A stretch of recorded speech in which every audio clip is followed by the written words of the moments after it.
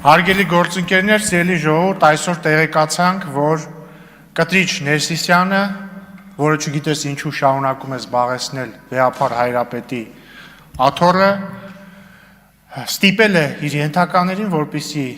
Տեր Արամին, հայ առաքելական եկեղեցու սպասավոր, կարգալույծ անեն, եւ սա հերթական հակաեկեղեցական քայլն է Կտրիչ Ներսիսյանի կողմից, սա չունի որևէ արդարացում,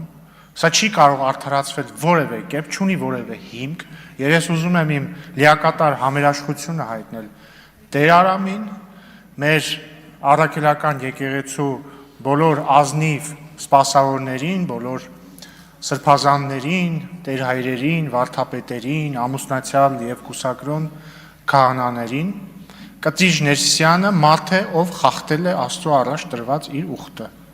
Կտրիչ Ներսիսյանը մարդ է, որը ըստ վերջերս հրապարակված ձայնագրության ստիպել է իր ենթակային հայ առաքելական եկեղեցու հոգևորականին, որի եղբայրը զոհվել է 44-օրյա պատերազմի ընթացքում, ստիպել է, որ իր մոր հետ գնա եւ իշխանությունների դեմ հանրահավաքանի։ Ըստ այդ ձայնագրության, ընդ որում ձայնագրություն, որը չի հերքվել, ասեմ ավելին, հաստատվել է Մայրաթորի կողմից։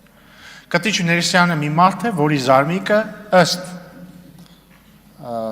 առաջադրված մեղադրանքի ստիպել է